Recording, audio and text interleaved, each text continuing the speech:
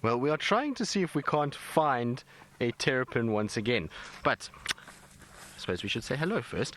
Good afternoon, everybody, and welcome to our sunset safari. We had a few technical issues, so we are now back with you guys, and hopefully everything will be sorted for the rest of our afternoon out here. It is a beautiful afternoon, so we hopefully are going to have a wonderful time as we explore the northeastern corner of South Africa.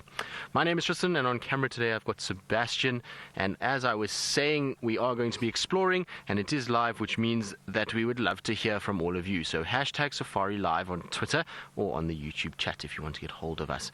I did say it was a warm, hot day. It almost feels as though it's summer, so we came down towards Treehouse Dam to see if there wasn't anything lurking. And there is a hippo, if you can believe it, somewhere in this dam. But unfortunately, it seems to be very shy. There its nostrils are. There you can see just the little nose sticking out. So a very shy hippo. It's getting a breath and under it goes again. It doesn't want anything to do with us at this stage. So it's being a little bit of a terror when it comes to that. Also, the terrapins seem to be giving Seb a hard time. I can actually see one floating off in the distance there, Seb, in the dark green part of the reflection. You'll see that there is a head just on the left side. There it is.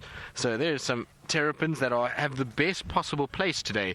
They're enjoying a bit of sunshine and the pool, basically, and I think they have definitely got it right this afternoon.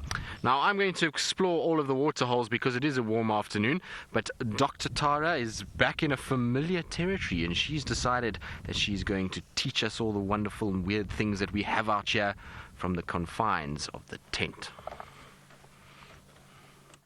Yeah, back in the office. So yes, welcome.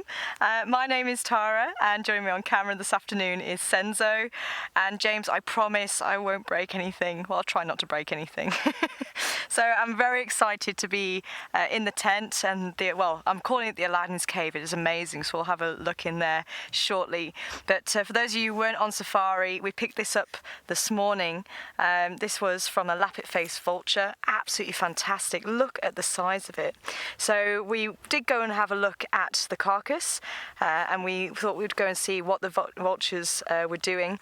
And the lappet-faced vulture was sat there on the tree, and he toileted, which tends to suggest they're about to take off. He didn't take off while we were live, so as we went across to Tristan, he then took off as we drove underneath, and this fell out. Now that's very normal, so don't worry that it's not losing its feathers just willy-nilly.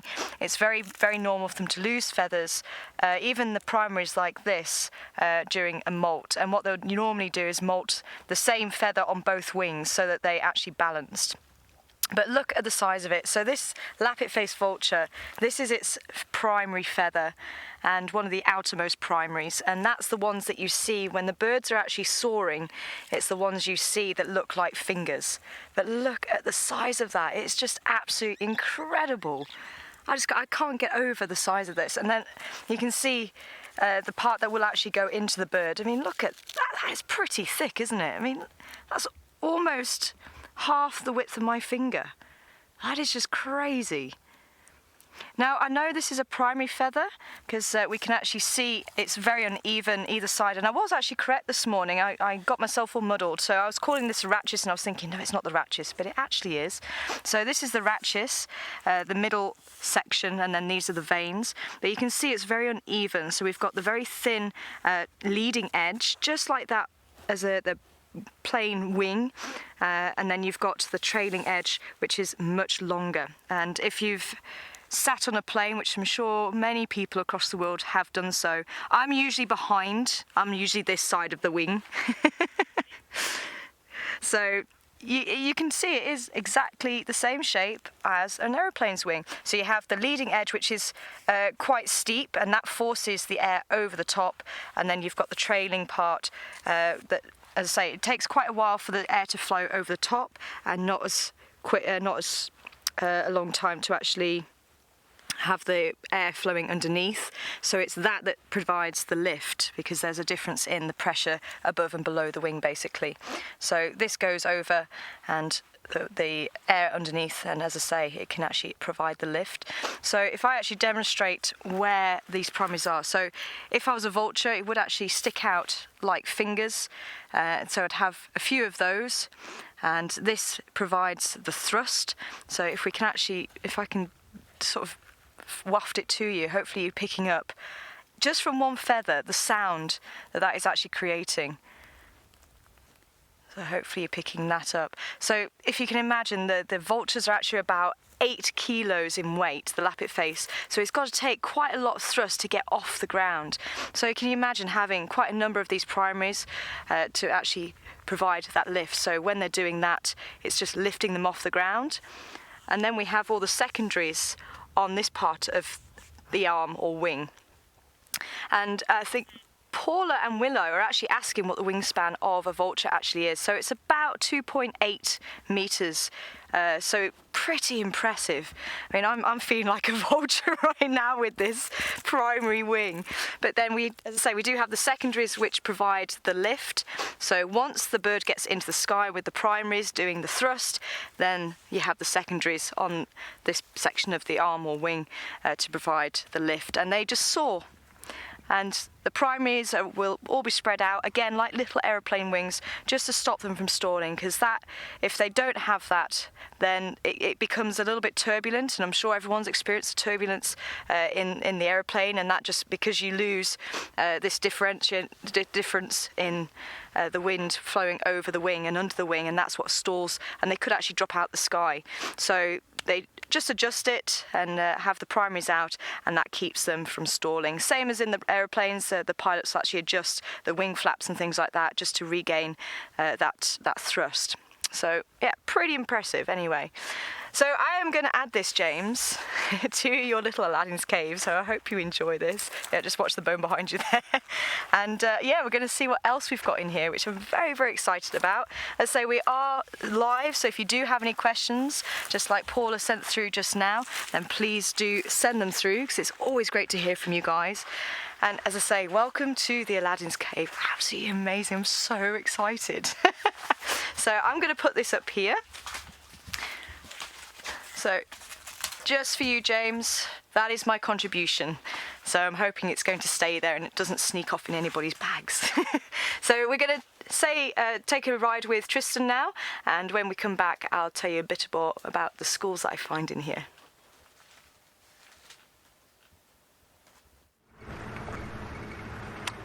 Well, I'm sure Tara is going to have lots of fun in that tent. There's so many little things to look at, and I remember the first time I was in the tent, it was difficult to actually think about what you wanted to talk about, because there were so many cool things that we don't get to see that often on drive, that it was nice to actually be in there. And I'm sure Tara, with all of her wealth of knowledge, should be very interesting and very entertaining in the tent. So I'm looking forward to the next few hours with her there, and I'm glad that all of you get to see it. I'm a bit jealous actually that I can't watch and see all of the information that she's going to impart onto all of you. So it should be very cool to see.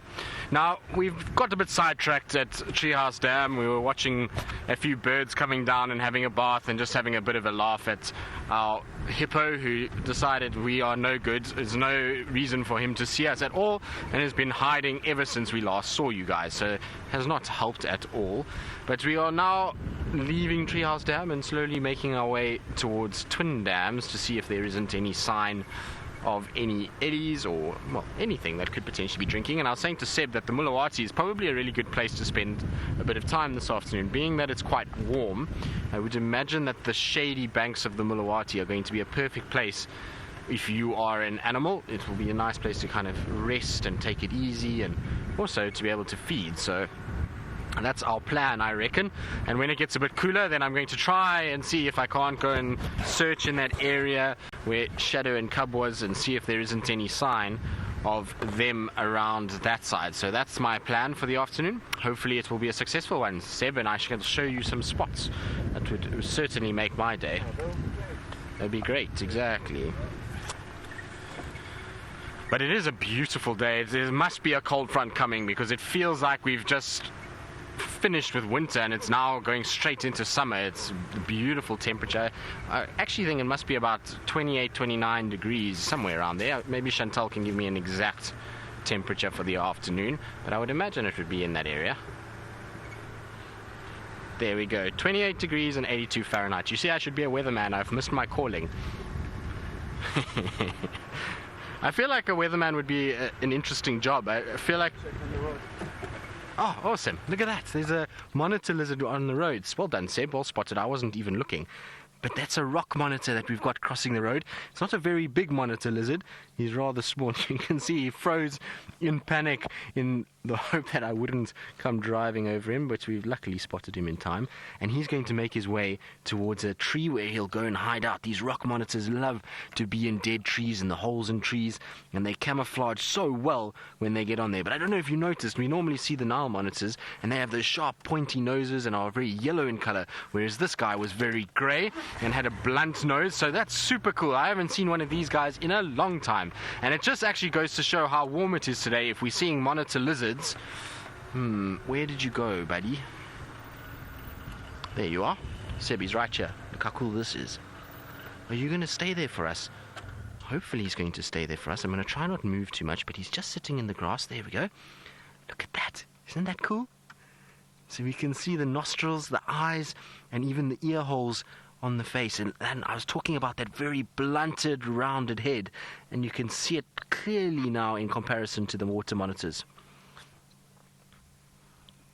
So, Soccer Shark, who's a new viewer, welcome Soccer Shark to the family and to the largest safari vehicle. And you want to know how big can one of these lizards get?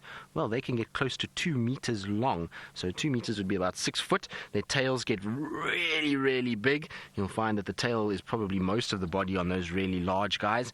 And then they do have quite a big body as well. So can get absolutely massive. And for a lizard, that's very, very large. And unfortunately, they do camouflage very well too, so once they get into the grass, they disappear. But that's an exciting start to the day. Certainly very cool to see. Dear watcher, you're wondering if the rock monitor can get into the water and be similar to what the water monitor is. Yes, they'll be able to get into water and still be able to maneuver through water, but they just don't like it. It's not their preferred habitat. They prefer to be in places where there's solid ground underfoot, so they're much like some people. Some people don't really like the water much and will stay away from it, and others absolutely love it, so it's a bit similar to that.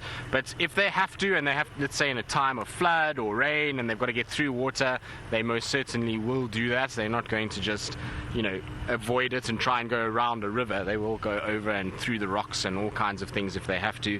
So they're not completely phobic of water. But they're a big problem for squirrels and birds and those kind of things. Like I say, they spend a lot more time in the trees, so they're far more arboreal than what we'll see with the water monitors. They'll find holes where they'll live, but then they'll also go and not scavenge, but hunt for food items. So they'll go look for eggs, and they'll look for birds and baby squirrels, and feed off those.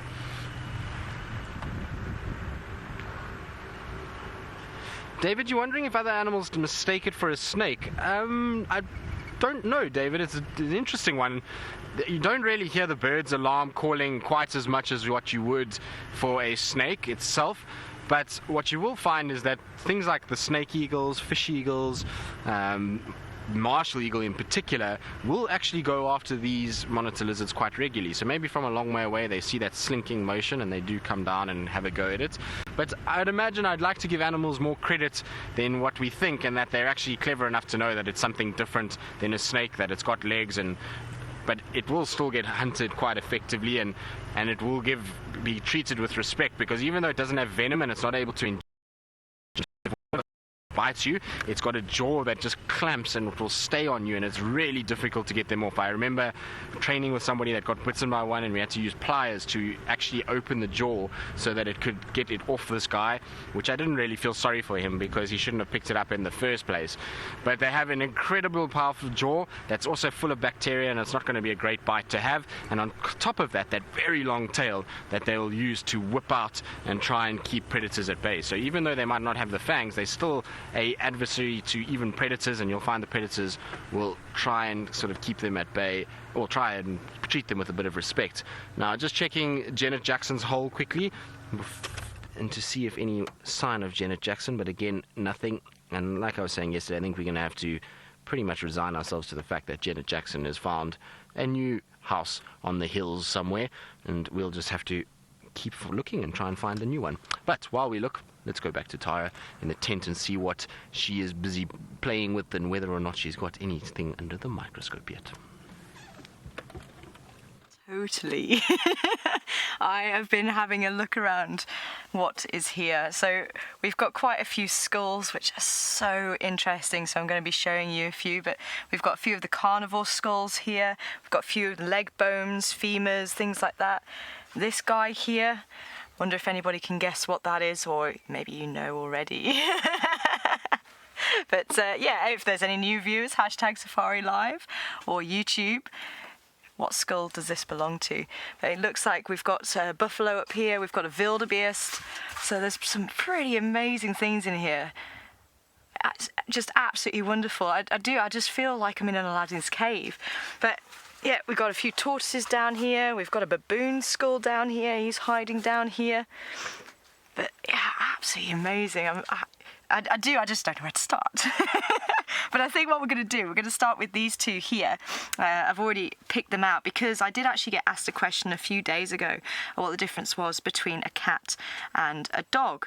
And mainly it's to do with the skull. So what I'm going to do is maybe grab these and we can have a look, because I was trying to explain it and unfortunately it's very difficult to explain. So if I grab them, then we'll be able to explain it a little bit more. But this one is the cat skull, and I believe this is a serval. Nice big eye sockets there, and this one I believe is a wild dog. So those are the two. You can see there's not too much sort of outwardly, it doesn't look like that much difference really, but what is really amazing me is how short the wild dog skull actually is, and yeah, apparently that is quite normal. So it does seem to be a wild dog skull, because I was wondering if it was right or not, but yeah, it looks like it could well be. But yeah, so let's grab these then. I'll pick this one up, I'll come around and grab the other.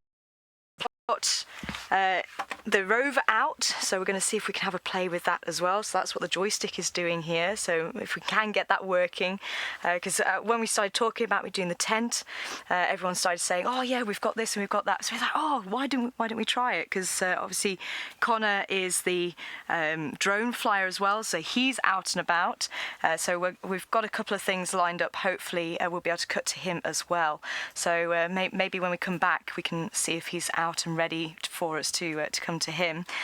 So yeah, we would like to try and catch up with maybe the vultures at the carcass, which I didn't get a chance to do, and there's also been some monkeys calling just about 2.5 hours ago. They were going and they're really intent on the drainage line. Now, a lot of you have obviously heard us talking about the drainage line behind Final Control, and they were all looking in there, and we're wondering if maybe the little, oh, what's her name again?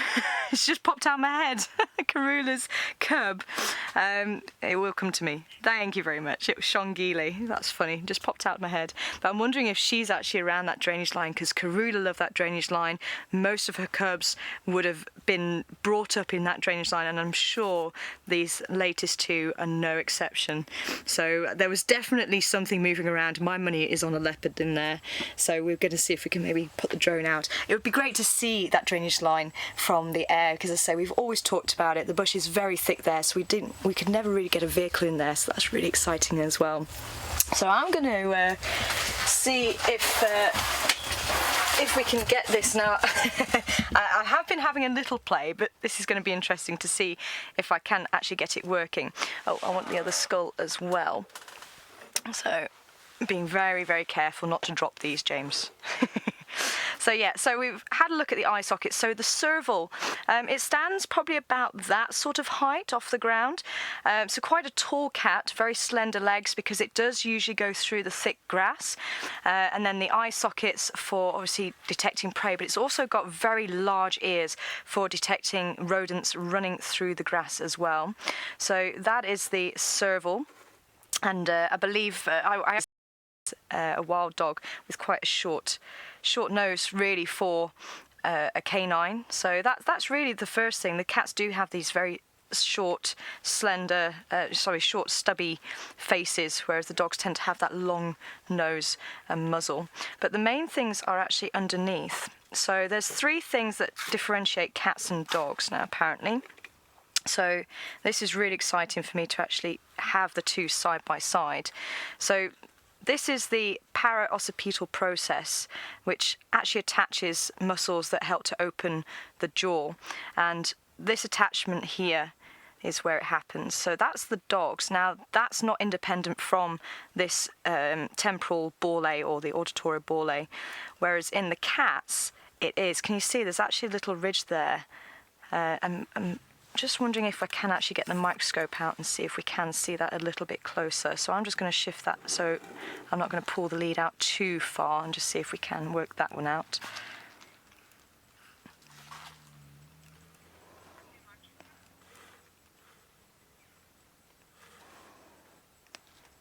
So I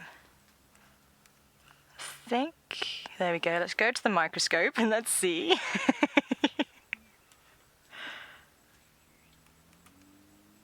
So there we go. So if I'm actually able to hold it steady, so this here, that ridge there, so that's the para-occipital process. So I do need to come over a little bit. Ooh, wow, this is like flying a drone.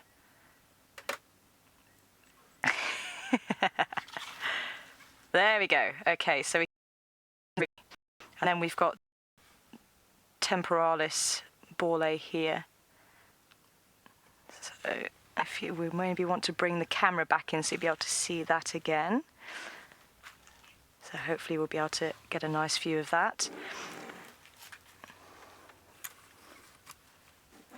So yeah, so that ridge, so that's separate to the borle basically. Now inside the borle, the cats actually have a dividing wall, so it separates the front and the back parts internally. So that's separated by, it's called a septum basically. So that's just the dividing wall. And there we go. Yep. So unfortunately we can't see that. And the dogs don't have that dividing wall. So inside they don't have this what they call anterior and posterior chamber. And then the last thing, and I might, oh actually that does work nicely. So you can see this is the ear meatus here, and that's circular.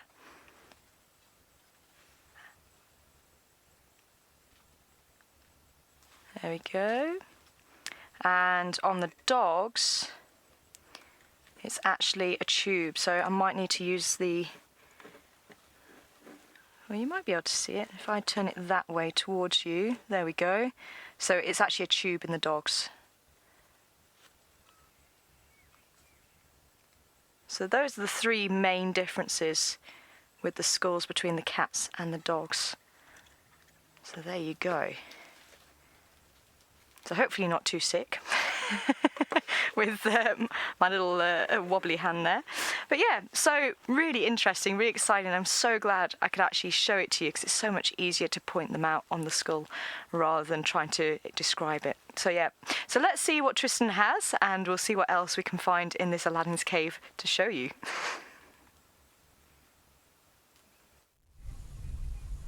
Well, Tara, I've got something that's been a point of contention between all of us, and we have been discussing it a few times this week as to the weight of the kudu horns. So these are what we were talking about, and we've had a few conversations, and I alluded to it earlier this morning, well, I think yesterday afternoon, as to what I thought they weighed. But we have this discussion in camp now as to what kudu horns would weigh. Now, I said to Tara this morning, because I forgot to ask her, are we talking about just the two horns? Are the horns attached to the skull? Because that's all going to affect the weight of them in the end. Either way, they are seriously impressive sets of horns. You can see that male in particular has beautiful horns, and they've out in that big V, and I love when kudus get quite widespread horns. Some will have narrow spread horns like the one in the middle. These are quite narrow and close together, but others get these very widespread ones, and those are my favorite. I always like when they go quite wide, and when they get really long, it just looks so impressive. But they keep staring really close to where we are, and I've looked around. I can't see any sign of anything, and they're not alarm calling in any way, but maybe there's a couple francolins that are busy rooting about in the grass there that's keeping their attention, because they keep turning and looking towards our direction, well, not our direction, but a little bit north of us, and pushing their ears and kind of staring. So I wonder if there isn't just something walking around in there that's making a little bit of noise that they're picking up. But I can tell you one thing, is we've been sitting with these guys for the last 10 minutes, and it is so peaceful here. We've got these kudus that are just sitting under the shades of the tree. There's some birds chirping, And other than that, it's just quiet and still, and it really feels like a Sunday afternoon in the bush. It feels like all the other animals have decided to take it easy this afternoon too.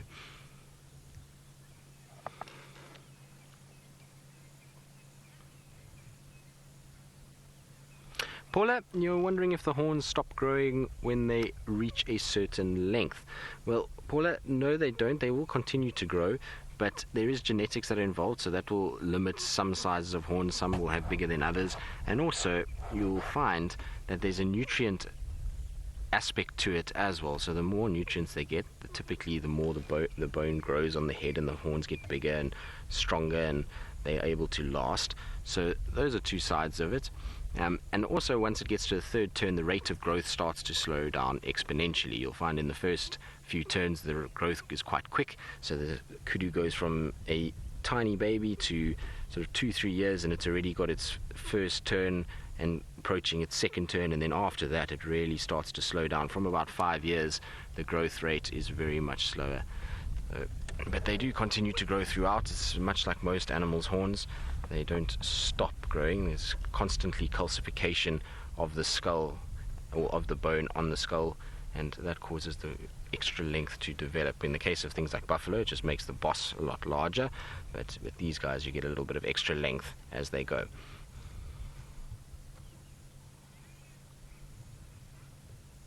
Soccer shark, they will use their horns to clash with one another, and in fact kudu have a real big problem. Because of the shape of their horns, they often get into a situation where they get entangled and they cannot get out of it. So what happens with a kudu horn, and I'm sure hopefully Tara will be able to show you kudu horns in the tent and she'll be able to show you what I'm talking about, but they have this screw shape, and there's actually a little line that runs up the horn, almost like a ridge. And what happens is these horns go together, and that ridge almost locks into the horns of the other kudu, and they can't get them out for anything. And it then ends up that maybe one of them either breaks their neck, or they can't get untangled, and they then can't feed and drink, and they die like that, or predators find them and kill them. So it's a big problem with kudu. It happens quite regularly. I've seen a number of different carcasses where kudu's horns are attached like that. And in fact, when I was doing some walks in the Lubombo concession in the eastern side of Kruger, there was two skulls of kudus there where the horns are interlocked, and the guys were telling me that they had been there for many years, and you could pull as hard as you wanted to, those horns would not come out. Even with us as people with dexterous hands and opposable thumbs to try and pry and wrench, we could not get those horns apart until such time as the keratin sheath, which is that dark sheath over the top of the bone, had rotted away and had been eaten by these horn-boring moths, that it loosened up and the connective tissue disappeared, and that then it slipped off that sheath, and then the bones came apart. But it was really quite something to feel just how tight those horns had been pulled in their struggle to get free. It's almost as though once it gets entangled a little bit, the struggle to get themselves free causes them to actually pull tighter and tighter, and then unfortunately there gets a little bit of a problem. So they do use them to fight with one another. They won't really use them to protect themselves all that much from things like lions. Lions tend to be able to deal with it, but things like wild dog, hyena, I have seen kudus standing their ground and using those horns to try and impale those animals, particularly because there's quite a few of them and they often entangle them. There is an absolutely massive kudu that's on its way now. Hopefully it's going to come out just now. So it's just behind the thicket, and it's coming from our right hand side moving towards this bull in picture, and hopefully will come out. Now, Vicky, you're wondering if the horns can break. Most definitely, as they fight with one another, those horns, there's a lot of pressure that's applied on them, and every now and then you will find a horn breaks, and sometimes you'll find kudu with one horn or 1.5 horns, and we see it with impalas as well when they fight. So it does happen from time to time. If the horn does break, you'll find a situation where it will not regrow, so you'll never get that whole horn coming back out again. Remember, it's not a cartilage like what we see in the northern hemisphere antelope. It is a bone structure. So once it breaks, that's the end of it. It's like, imagine cutting off your arm. Your arm is not going to come back again, and just because you want it to, unfortunately. So that's a bit of a problem when it comes to having really big and beautiful horns. The lucky thing with kudus is that it's very seldom that they really go at each other. It's only if there's a female in heat and it's two evenly matched bulls will you find that situation. Now I want to try go forward a bit, because I want to try to see if we can't find this other kudu bull that should be coming. In fact, I can see him now. Seb, you see he's going to come out close to where those impalas were.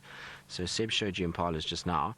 So that male impala is coming over, and then the kudu should be behind him shortly. And He looks as though he's a really impressive specimen. From far, he was dark grey in coloration, and generally the older bulls get that much darker appearance. You can see a bit of movement. There he comes, and look at the size of his horns. Look at that. Isn't that magnificent? That just oozes. Wow. That's an incredible specimen of a kudu. Hopefully he's going to just break that cover again and we'll get him in the beautiful light. Or is he going to just stick to the thicket? But you see how much darker he is than the others. I know he's in the shade, but he is a lot more grey in coloration than the others. Now, Kat, you're wondering if this horn size matters to the females. Now, Kat, the thing about the horn size is what it's going to happen. Moving along, and you can see very similar spiraled horn and brown coloration with that white striping. They have a very similar look to them than what the kudu do, just slightly more hairy on the nyalas and a lot smaller. Now, Kat, I was saying, you were asking about the horns and whether they matter in terms of females. So, Kat, the thing about the horns is that it's going to impress other males more than anything else, which means they're going to be able to dominate other males and therefore be able to mate with females more often. So it's more that gets them into a stage where they can actually dominate other males and allows them to mate more than the females actually wanting to mate with them because their horns are bigger. Ideally, the females do see this larger animal, larger horns, and they know that he's more impressive. And if he can push out all the competition, then he's definitely an individual that they want to mate with. Now, I'm going to go around because these guys are heading straight towards Treehouse Dam for a drink, and I'm going to try to see if I can't get them drinking. And while we do that, let's go back to Tara, who I believe does have a set of spiraled horns that she can show you a little bit closer. Yes, that was so impressive. Sure, I mean, that bull with the spread, that really was very impressive. We're definitely going to have a play with the kudu horns, and we'll see if we can try and guesstimate the weight there. But I believe Commander Conrad is ready and waiting with the drone, so I think we should definitely test that out and see if we can get some fantastic views. So, Connor, if you're ready, definitely make that pretty fly. So definitely excited to see that. So there we go. Oh, right above the carcass now. I was hoping we might see some vultures on that carcass. It looks like there's maybe one or two there.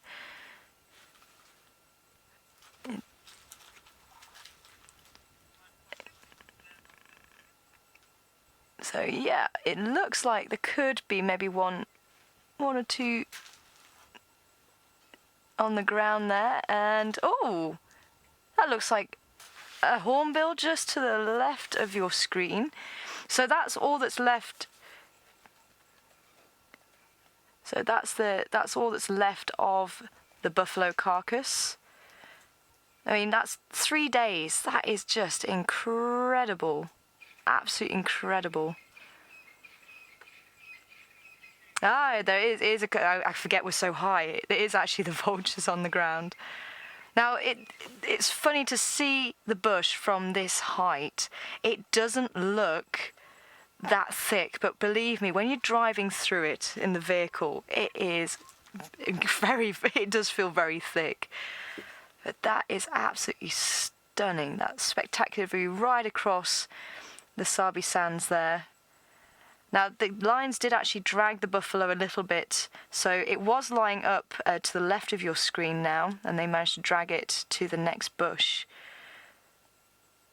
So yeah, you can see the track that we were coming in on and going around to the right. So most of the lionesses there was a little island actually that you see.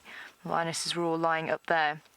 Now, we were very privileged. We went out to take some of the staff last night to go and have a look at the lions, and the males started calling, and there was actually a male behind the termite mound that's just to the right of the screen now. He was calling from behind there, and it was really quite epic. So we were hoping maybe the boys were going to be around there, the Birmingham boys, but there you go. You can see the 2-track just to the left of the screen that we were using to come in. Hyena Road just in the distance. It just comes into view every so often. But it's amazing how dry the bush actually looks from up here. Sure. It really is quite amazing. And you can see actually there's quite a few trees. You might be able to work out quite a few green trees where the river line or the riverbed is actually, again, that's just cutting across the top portion of the screen. So hopefully you can actually work out that quite dark line of trees. There's one or two green there because there's still a little bit of water underneath, so they're still able to stay green. But that really is quite amazing. Not too many vultures around in the trees. There's one or two. But this is just absolutely epic. Really fantastic views. We were really hoping that perhaps we were going to see some vultures in flight, but maybe they are still just around the carcass, maybe just feeding where we couldn't see them. But yeah, absolutely incredible, wasn't it? I mean, just to see it from that height, you really don't realise the scale when you're driving around, but to see it and just the expanse. I mean, it's quite low lying here. I think it's around 200 metres above sea level. Not too many mountains in this area, but when we get to a slightly higher point, you can actually look across to, I believe it's the Lubumbo Mountains towards Mozambique way. So there's a few places you can see that, but really quite amazing. And I say it's you don't really realise how dry the bush is until you see it like that. Absolutely incredible. So let's have a look at these.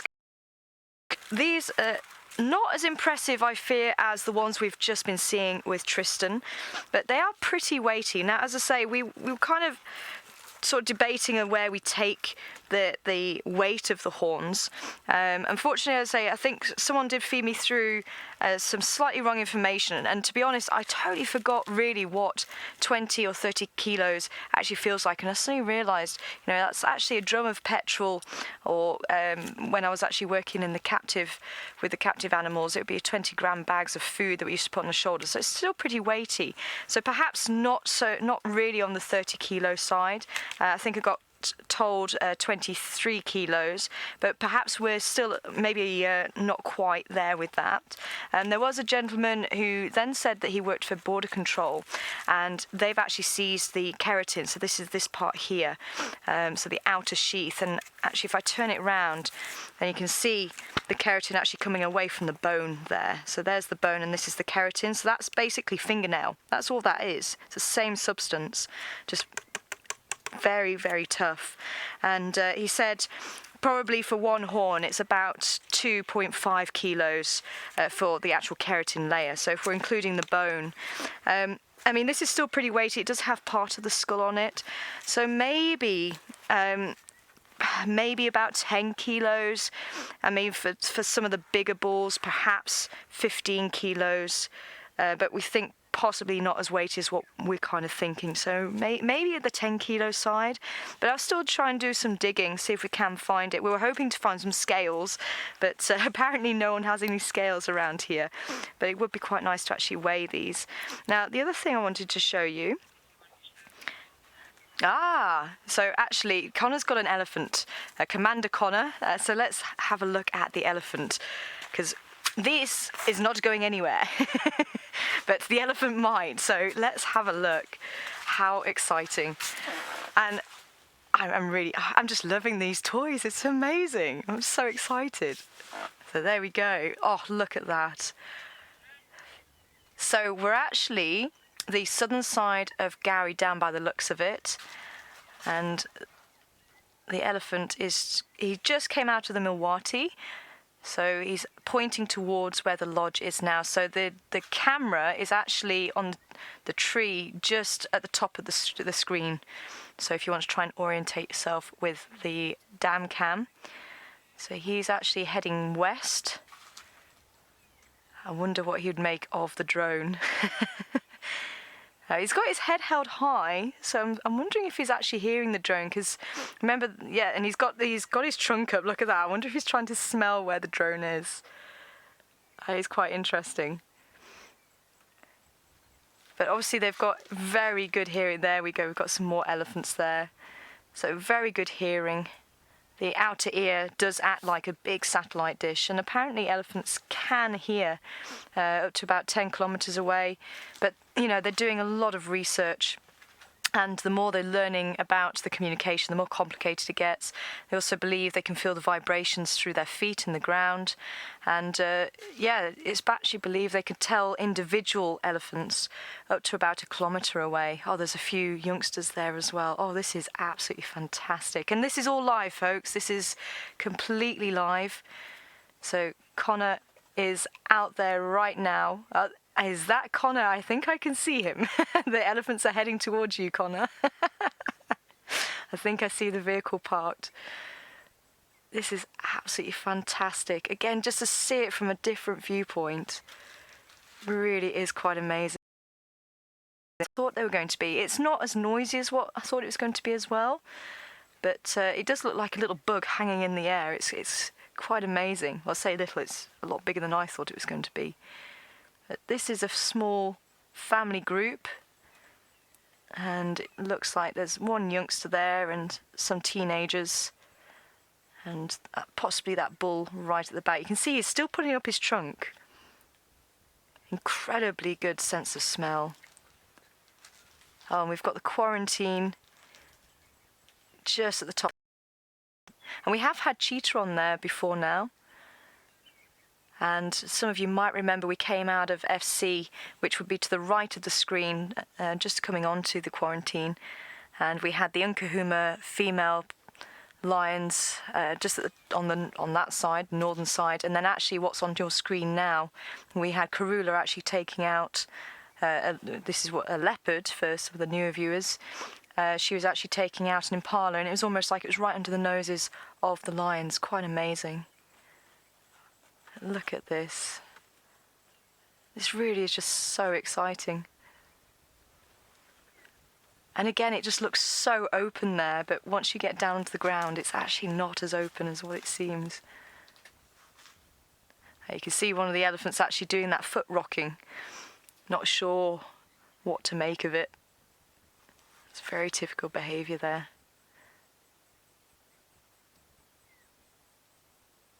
And you can see them flapping the ears as they go, and that again is very typical. It's not aggression, it's just trying to keep cool. And as Tristan said, it's extremely hot at the moment. It feels like summer, it really does. It's really quite amazing how these temperatures are soaring at the moment. And yet this morning it was still fairly chilly. So it goes from one extreme to the other, and that's really one of the things the animals have to deal with, you know, the extremes in temperature.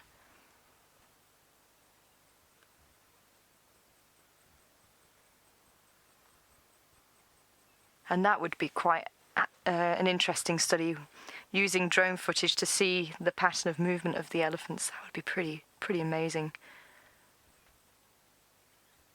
Obviously there's a very nice tree. It's possibly an acacia. They're all feeding off of it. Absolutely amazing, isn't it? Sure. So unfortunately we are going to be saying goodbye to Connor. His last day is today. So these are going to be some of his last flights. So I'm really hoping we'll carry on finding some more animals for you as he flies the drone. And as I say, hopefully we'll be able to fly it over that drainage line that we keep referring to behind me at FC. And as I say, I had some leopards come out of there.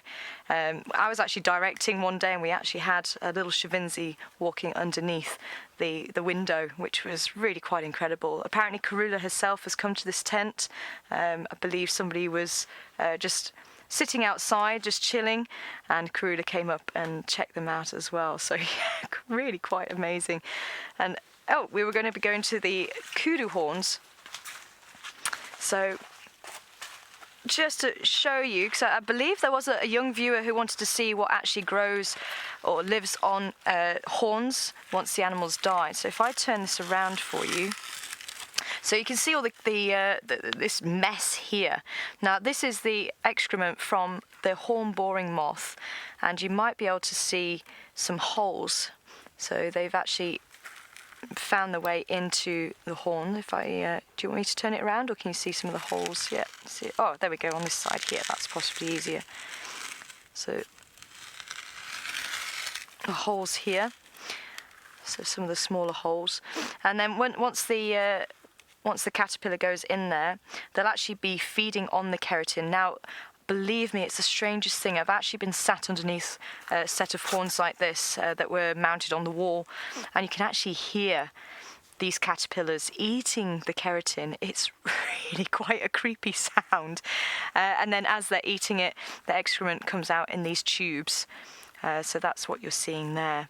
Now, these moths, they're not able to actually burrow into living antelope horns, so don't worry, they won't be able to settle in there. And I think it's, if there's anything like that on those horns, the animals actually sort of either brush them off with the vegetation, or they actually sort of rub them on the ground, things like that. So they're not able to actually take hold until the animal's actually dead. But really quite amazing, as I say. Maybe I can actually make the sound. I don't know if you want to try and put the microphone close, but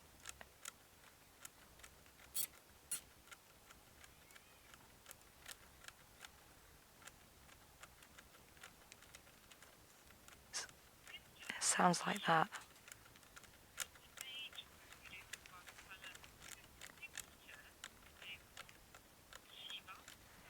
So hopefully that came through, but that's pretty much what it sounds like. Hi Shiva. Shiva wanting to know, can you age the kudu by judging by the colour of the horns and the height of the horns? And yes, you can to a certain degree. Certainly how many twists are on the horns. So it would actually be, the twist would be counted from here. So if you kind of have that in mind, the one twist would be to there. So that's coming back to where it's that one cork, if you like, part of this corkscrew. So then it does another twist up to here. So he's got two and a bit twists on the horns.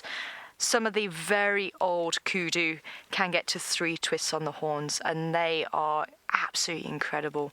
So they could maybe be getting up to what we believe maybe 15 kilos.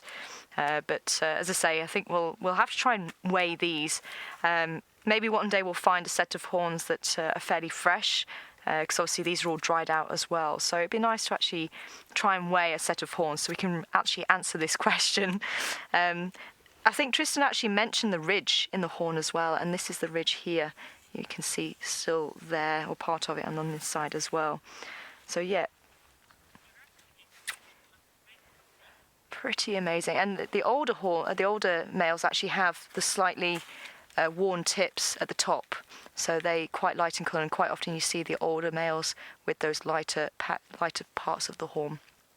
So I think Tristan's actually got something else for you, so I am going to have another rummage around and see what else I can find next time you come back to the tent. I do indeed. We've just come towards the dam, and thanks to Connor, we now get to spend some time with some ellies, which always makes me very happy. Yes, hello to you too. We're getting sniffed at the moment. We had a trunk out and was just saying hello quickly. So hello everybody, and our ellie is being rather on the friendly side. There's quite a few of them actually here. I see there's another 3 up further closer towards where Connor is. I can actually see Connor. Connor's on the top up there, and so it's very cool to see. And I'm really glad that Connor is flying the drone. It's such an incredible view when you see these animals from the top. It just looks so different, and I'm sure Tara is loving seeing the images from the drone itself. She was saying to me she's super excited to see what it looks like from up there, so I'm sure she's really enjoying it. It really is quite something, and Connor's skill with the drone is always really good to see as well. Look how this ellie is smelling. So the wind is blowing from the camp towards where this elephant is, and I'm pretty sure that elephant can pick up the scent of people around the camp. Look how it's lifting its trunk just to get a bit more of the scent on the wind and to work out exactly what's going on. Very cool. So from that elephant will know, okay, there's people somewhere here. Doesn't have to worry too much because they're not too close, and it can then just take it easy. The trunk will move around a little bit, and once it figures out exactly where things are, it will then move off and carry on with its day. Now it looks like a young male that we've got over there, and then there's a couple females around as well. And this is a completely different grouping than what we've been seeing over the last few days. They're not the same ellies, so I'd imagine these have come in from Buffelshoek. There was some elephants up in Buffelshoek this morning that might have come now south from Tambuti Dam area towards the dam itself. And typical elephant at this time of the afternoon is still feeding. I don't know if they've been to the water already. Maybe Connor will know if they came from the water side. It doesn't look like they're got water around their legs or on their ears, you'll find when it's warm like this, often what elephants will do is go down to a water source. They'll suck up big trunkfuls of water and they'll then spray it up against their ears. So as the ear opens out, they spray it on those veins behind the ears, and that cools the blood much faster than them actually having to flap, so they can save a bit of energy doing it. So when they've been to water on a day like this, you can often see it because of the spray that is on the back of that ear, and you can see where they've actually been drinking from. So it seems as though they haven't quite gotten to the water, or they were at the water earlier, much earlier, and they've now dried out a little bit. So also remember with elephant skin is that they do absorb water. So if they spray water on them, it doesn't just run off, they actually absorb it, and so it takes quite a long time for them to appear dry. If they've been near water, they'll often appear a lot darker than what they do now. But this elephant in front should be very easy to identify, not this one, except the one to the right at the back there. So you can see yesterday, or 2 days ago, we had a bull elephant with a massive U in his ear. Now this particular Eddie's got a really big V on the right ear, so that will be an easy way to ID it. And when it comes to Ellie's, yes, just sniffing us now as well. So when it comes to Ellie's and identifying them, this is how you do it, is you use ears predominantly and then tusk shapes, and that will be able to show you exactly what's going on with these guys. So that will be one for the future. If we ever see these guys again, we'll be able to ID it just from that V. Catherine, you say every day is Ellie Day to you. Well, Catherine, I agree. The Ellies are so spectacular. I always enjoy spending time with them, and we're so lucky to have had Ellies back in this area as much as we've had. I remember going 2 cycles without seeing any elephants. Now we've got Ellies, pretty much I've had them every day since I've been back, so I'm super happy that they're around and super glad to be seeing them. So I'm glad you are too, Catherine. I think Ellies have got to be one of my favorite animals to spend long periods of time with. And especially out in big open areas like this, you know, so seldom we get to see them in open sections. I know in the Mara they're seen a lot, and there's big grassy areas and they get to see this sort of big animal roaming through the grasslands, but here it's a little bit more dense and thick, and so we don't see it nearly as often. So I always enjoy these sightings near Quarantine and around the dam. Yes, hello. So you see the posturing that's going on? Typical of a young male that's trying to impose himself on us. What are you going to do? Leopard lover, you're wondering if the trunk of an elephant grows throughout its lifetime. Well, yes, it grows with its body, so you'll find that the Ellie's legs, its body, its head, everything grows, and so the trunk does as well. There we go, it's going down off towards the nest cam. Her quickly before she goes over the boundary, which is really excellent news. So I'm going to try and get there and leave these Ellies to themselves and see if we can't get there quite quickly, because like I say, it is going to cross over. There is a likelihood, and we don't want to end up losing her, and we'll come back to the Ellies later if that's the case. But I just need to get hold of Tax. Yeah, Tax, I'm on my way there now. Just confirm Triple M is the best approach. And there's Connor, our drone pilot. So one cool cat with his drone, watching the elephants and thoroughly enjoying himself. Now, while I race quickly to get to Triple M for Shadow, let's go back to Tara in the tent, and we'll see you all in a little bit. Hi everybody, and I'm waiting to see Tristan drive past. Actually, we should be able to see him driving past there. So I found a couple more skulls I'd like to show you and share a few things with you. So this is the hyena skull, and pretty impressive, I would say. So look at that. Look at those canine teeth. So if you're not sure what each tooth is, so these are the incisors. So they're your front teeth. So if you think of the flat front teeth that you have, that's those teeth, the incisors. Then we have the canines, and we also have canines. So they're the ones that have the very sharp point. And then we have the molars and the premolars. So the premolars are these ones, and then the molars are the grinding teeth right at the back. So if I open it up, we can see there's quite a large one here and just opposite it on the upper jaw is the other one. So this is actually, you might have heard me talking about the carnassial shearing teeth. So that's the pair there. And when they actually, when the jaw actually closes, they actually close very closely together. If I can actually line it up properly again. It's like a jigsaw, this thing. So yeah, if I can, there we go. So if I actually get it to close properly, there we go. So you can see they come very close together. So it actually sharpens each tooth as it keeps on opening. I haven't got that right yet. Hold on. Let me have a play. Hold on. There we go. That feels better. So yeah. So when it actually closes, there we go. That's better. Yeah. So when it actually closes, you can see they just close right on top of each other, and that action just help. Oh, yeah. Let's see if I can try and move my hand.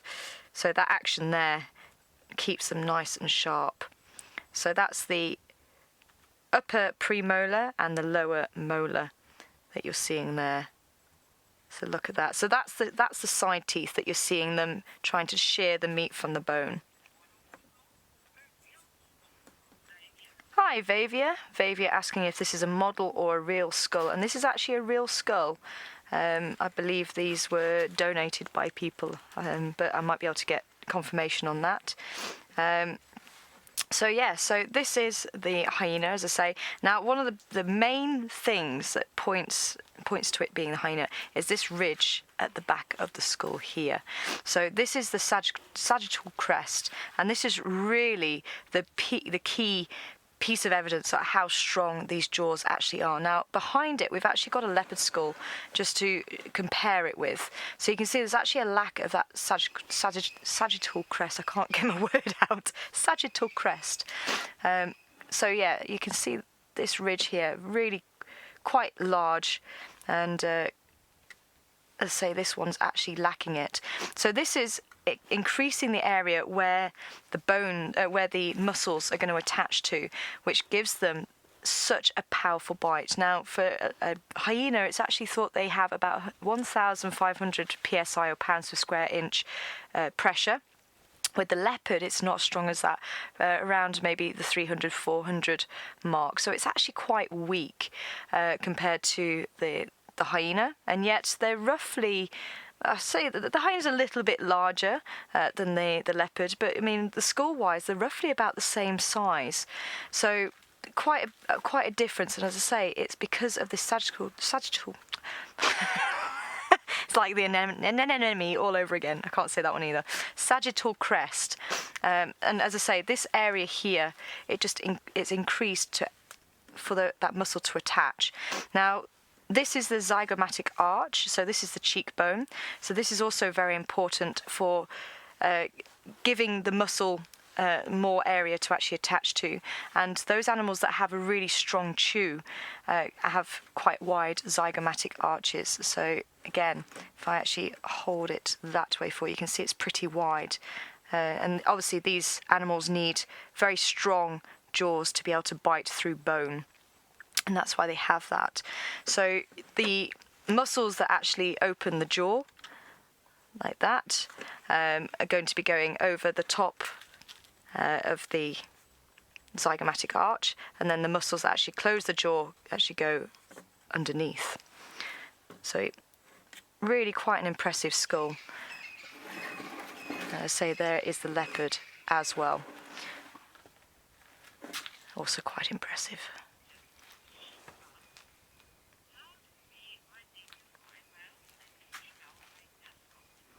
Hi, Shiva, asking how we identify male and female hyena skulls. And that one I actually don't know. I don't think there's much difference, to be honest. I might have to do a bit of digging, see if there is any way, but as I say, they do look very similar. Even the genitalia looks very similar, and that's because of the testosterone that's in their body. Now, because the females may have had to become very competitive against the males for food, it's possible the testosterone levels actually increase because of that. And they sometimes larger than the males. So a bit find quite a large hyena skull, then that is possible that it is actually a female. But other than that, I don't think there is any way you can tell if it's male or female. And same goes with the leopard as well. I think with the zebra you could, because the canine teeth on the zebra males are larger than those of the females. But yeah, I'll have to do maybe a little bit of digging. But certainly check out the canines on the leopard. I mean, they actually are a lot larger than those of the hyena. They're pretty impressive, those. And I'm wondering, actually, if I can grab the hyena skull, we'll be able to see, not the hyena, the baboon. If I grab him, you can actually see how big those canine teeth are. So look at that. That's the baboon skull there. So they have canine teeth that are pretty much the same size, if not larger, than those of a lion. So baboons definitely also not an animal to be messed with. Look at that. that's quite scary, that view there. Looks maybe something from a horror film as well. But yeah. Now, what would be really interesting if we could get our hands on a cheetah skull, and you'd be able to see the differences with a cheetah. With the cheetah, the nasal opening is much larger, and the teeth are much smaller. So I'm thinking this one might have fallen off the shelf or something, because he's a little bit cracked, but if I actually sit him nicely. And there we go. So yeah, so they need a lot of airflow into their muscle. So obviously a lot of oxygen to keep those muscles nice and well oxygenated for running after the prey. So they've kind of given up some of the area that would be given over to the teeth. So they have slightly smaller teeth than the leopard and a larger nasal opening. So there we go. So hopefully some interesting things about the skulls that you maybe didn't know before. But we're going to head over to see how Tristan is doing with his search for the live thing with Shadow and hopefully her cub. Fingers crossed.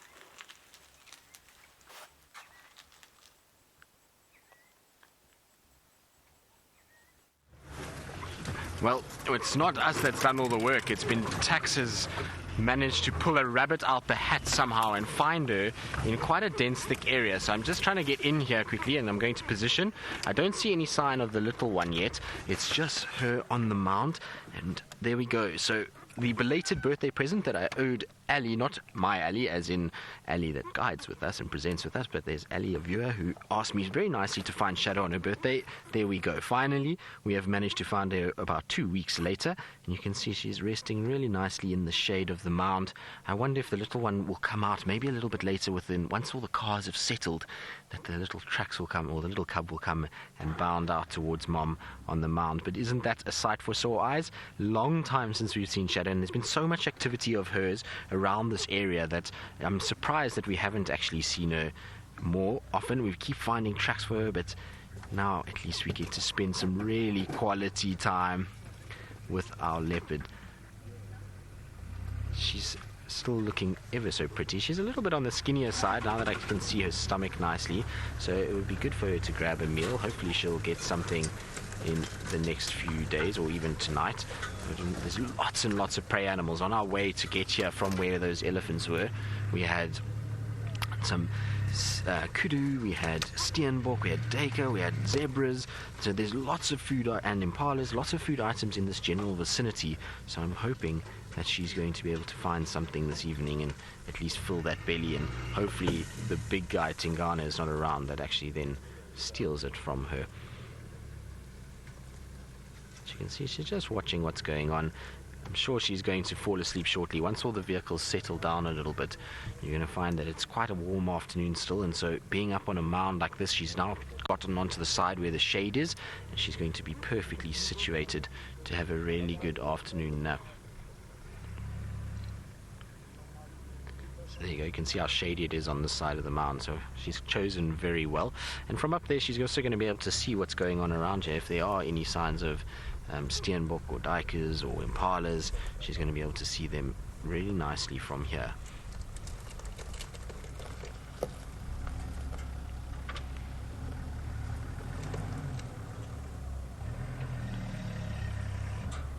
She's just watching the coming and goings of what's happening. So Tax is just trying to position himself better. It's a difficult area that we're in because of the amount of vegetation there is here. It's tough to get 3 vehicles kind of situated in one place. So we're just waiting for Tax just to sort out, and then I'm sure she's going to start getting a little bit more sleepy again.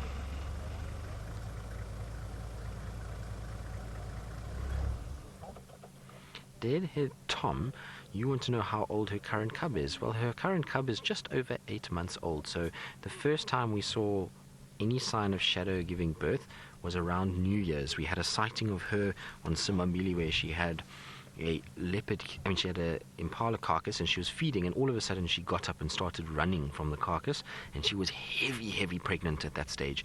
She ran and she went towards a drainage line, and the guys found her the next morning and she was no longer pregnant. So we know that she gave birth around New Year's. It was, I think it was the 1st or 2nd of January, and then that cub was born, or 2 cubs were born, and unfortunately one was lost. So it's now just over 8 months old, which means that it's getting to the age where the likelihood of it being more independent or being able to survive is better. So it's able to climb trees now, it's able to maneuver around, and that means that it's really going to have a much better chance of living. We know that with Shongile and Hosana, they were abandoned at 1 year old, or unfortunately orphaned, or whichever way you want to look at it, and they were able to survive. So that little cub is getting to that age now where the chances of survival are getting better and better as the days go on. So looking forward to seeing that cub more often and hopefully getting a lot more sightings of it. It's difficult because she spends a lot of time off our traverse. She spends time south of the boundary in Hofmans, which is very little traverse for many people at all, and so it's not seeing as many cars, and that's why it's still a little bit on the nervous side. So what I'm hoping is that Shadow is going to spend a lot more time here over the next few months, and we'll be able to actually then see the cub and spend a lot more time with the cub, and the cub will be able to relax around the vehicles. In fact, the last sighting I had with her and the cub was very special. The cub was super relaxed around us, and we had some great sightings. Toby, you want to know how big Shadow is? Well, I'm not sure if you're asking in terms of weight or in terms of just in relation to some of the other leopards that we see here, but Toby, in terms of relating to the other leopards that we see like Tandi and the varying others, she's a smaller female, which so is Tandi. They're very similar in size. Remember, they are sisters, so they're not the biggest females out here, but make no mistake, they still pack a serious punch. These 2 females, the 2 sisters, I've seen them both bring down very large animals, and they might be on the smaller side, but they make up for that with their attitude. They both are pretty good at keeping things at bay and bringing down quite large items. So even though she's a little on the smaller side, she's still definitely capable to hold her own. And she obviously didn't like her dust too much. You can see her little tail twitched a little bit.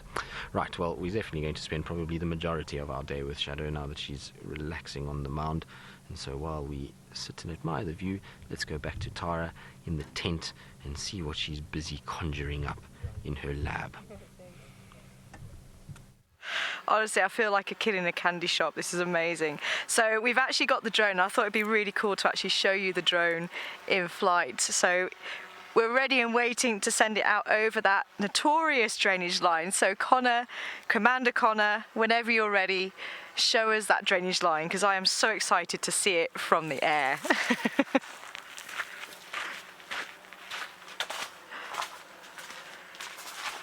Here we go. Okay. Perfect. So we've actually got the drainage line just to the right of the screen, and that's where, as I say, Karula used to drop the cubs, and they would run around in there. And we actually had towels on the line. We had there's the little pool that we were at just before, where we had some tracks. So there's the impala there, and then the drainage line is actually just below. So I'm just wondering if Connor's able just to turn the camera just underneath it almost, because that's where the drainage line is going to be.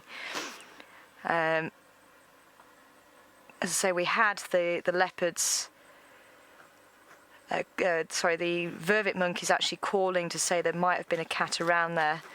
But you can see the trees very green again because it's in a drainage line, so there's going to be lots or more water there. So there it is, look at that. So that's the drainage line there. That's where the leopards have been hanging out. So whenever we've said that leopards have stolen clothes from our clothesline, they went into that drainage line. It is beautiful, Abigail, but as I say, the bush is very thick there. And actually, from what I was saying about the bush being thick round by the carcass, you can see how closely packed those trees are. So that's really thick, and as I say, we just can't get vehicles in there. So whenever you think that the leopard might be in there, your heart sinks. But yeah, Karula was notorious. She'd actually take off white sort of skirts and linen and things like that, and actually take it off and roll around in it. And I remember Mishun in Duna taking a towel off the line and actually throwing it up in the air. And according to the chef of Vulture at the time, she said all she saw was the towel. Actually, she couldn't see the leopards at all, but they were throwing it up in the air and catching it and really having a ball with it. So that was the drainage line.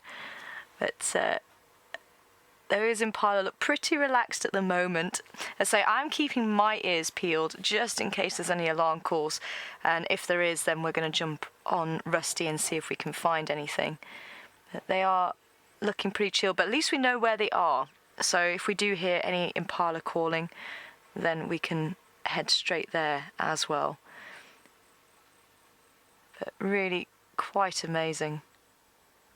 Let's say that drainage line, very, very appealing to leopards. So hopefully it gives you that glimpse.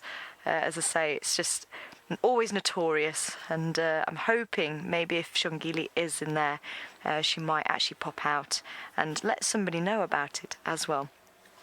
So I think, oh yeah, we're still getting a little bit of the drone actually. I'm seeing on the other screen there.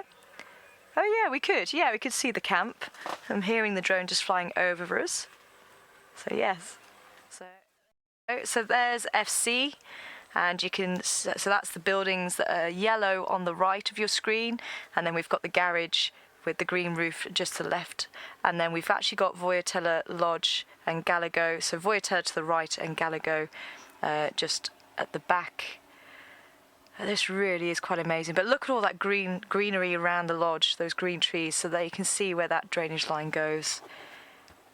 Now, unfortunately, we can't get the drone right down to the tree level. We have to keep above the tree level, otherwise the drone will get damaged. So that's why we can't go too low. But quite amazing. You can still see that little pan that we were having a look at the impala just to the left of the screen. So yeah, really quite amazing. And you might have just seen the mast just on the right of the screen as we cut there as well. So yeah, so exciting. I'm loving this drone. It's amazing. So I can hear it outside. They are, hey, take care. They're very, very cool drone shots. So I'm hoping Commander Connor's been enjoying his afternoon. So I thought just to help some people out, because obviously I've been doing a lot of research. My doctorate was actually on leopard behaviour, ecology and conservation. And for those of you who didn't know, I have actually finished. I did become a doctor, which was really cool last year. So one of the things that we actually found during my research was this strawberry leopard, or a erythristic leopard. So I thought it might be quite nice to actually show you what the whole genetics thing is about. Because we've obviously got black leopards and black jaguars, white lions, white tigers, and as I say, now this strawberry or erythristic leopard. So we think they're all controlled by the same sort of thing, except for the jaguar actually. So a lot of people ask, where does the panther come into it? Well, the black leopard, black jaguar can be called panthers. So it's usually just a melanistic animal. So I've got some pictures to show you quickly. So we've got a black leopard here and a black jaguar on screen. So I thought if you could see them side by side. Now, they actually have just quite a high amount of melanin in their fur. So the leopard on the left, so that is the leopard. You can still see the rosettes because it's sat out in the sun, so you can still see the rosettes just coming through there. And the rosettes are quite small. So the leopard is found in Africa and Asia. But if we have a look at the animal on the right, that is a black jaguar. You can still see the rosettes, but the rosettes are much larger. I'm hoping that's coming out clearly for you. So yeah, they're much larger, and jaguar tend to have a spot in the middle of the rosette, which obviously you can't see as clearly on the black jaguar. So these are, you see in the rosettes because they're in the sunlight. When you see them in the shadow, then they will look completely black. So it's just a high level of melanin, that's black pigment in their fur. Now, with the jaguar, it's believed it's a dominant gene that causes the black jaguar, but in the leopard, it's actually a recessive gene. Now, I'm just going to quickly show you what I mean by that. So I'm going to just use the whiteboard outside and just show you a quick genetics lesson. So don't switch off. Some people don't enjoy genetics. But basically, if we just draw a square, a table, if I stand this side, that would be easier, won't it? So if we say the yellow leopard, it has a dominant gene, so that's the S. So this is the male. So if I hopefully draw the symbol of a male, everyone will know that. That's the universal symbol for a male. So if this is the father, and he is a yellow cat, so he's yellow, normal coloured, so he might have this S. So if I draw a large S, that means it's a dominant gene, and a small s means it's recessive. So the dominant gets shown and the recessive doesn't. So if he's yellow, so this is what we call a carrier. So this is the dominant gene and this is the recessive gene. And males and females will carry 2 genes for each thing all the time. So this is the norm. So then if we have the female down here, and she's also yellow, and so she's a carrier, so she's got the big, so I'm calling this the spots, I could call it yellow, it's just a symbol basically. So she's got this dominant gene and this recessive gene. So if they have cubs, then they could have one cub that has this dominant gene and this dominant gene from the father and the mother. So to make a whole new animal, you have to have the 2. So that's the dominant. So they're going to be yellow. They're not a carrier, they're just yellow. And whatever they pass on to their offspring will be either one of those. If we go across, and we've still got this gene, so it's a big S for the female and a little s from the father, this cub will still be yellow, but it will be a carrier because it's got a little s. And the same with the father here. So if we take the mother again, so the mother gives the little s and the father gives a big S, then this is the carrier, but still a yellow cat because we've got this big S. But the interesting one comes in when the 2 little s's get together. And if those 2 come together, that could be the black leopard because it's 2 recessive genes. If it's got a dominant gene with it, it gets masked. So that's why we'll still see the yellow. So that hopefully might make a little bit of sense when we talk about the dominant and recessive gene. If both animals don't have this, so if they have the big S's, it will still be, so you can see big S, big S, big S, big S, big S, big S. So you'll constantly get yellow cats and no carriers.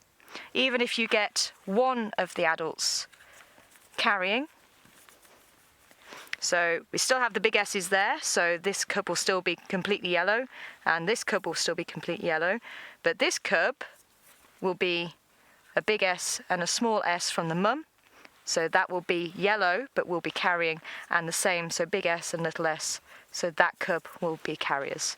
So it all depends on the dominant gene and this recessive, and that's where the black leopard comes in. So if they have the 2 recessive genes, one from the father, one from the mother, and it comes together, then you get a black leopard. And we believe that's how we get the strawberry leopard. So I'm going to show you the strawberry leopard because it's quite amazing, and to be honest, very, very rare.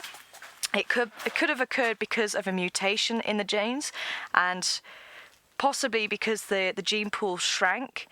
Then you might get more carriers of this gene, and that's why we might get more of this strawberry leopard in a population. So if I quickly show you the picture of the strawberry leopard, there we go. So there it is. And if I actually shrink that a little bit, and I'll put it against Oh, I forgot to bring up a normal leopard. Fail. But hopefully you've got the normal leopard from shadow, actually, in your sights. Then we have this sort of pale colouring, sort of a rusty orange, and then the black spots are actually brown. So these spots, or the rosettes, are actually brown in colour. So it lacks black pigmentation. And because there's only 18 animals in the world that we've actually been able to find, that is possibly quite a rare colour variant. But as I say, interesting that it's actually come out in so many numbers within my study site in the Leidenburg and Northwest, that one population of leopards. So it is a bit worrying, but we can't say for sure if it is recessive. But the mother, I did have the picture there of the mother. There she is. So this is the mother. She's actually normal coloured, and I totally forgot, so that was another fail, because I did actually have a yellow leopard. But there she is. So that is the mother there. Oh, so she is normal coloured. If I can get it bigger for you. So yellow with the black spots. So that's why we believe it's a recessive gene, because she is normal coloured. Ah, and he has, Tristan's actually been able to reposition himself so he can see our normal coloured leopard in the form of shadow. So enjoy.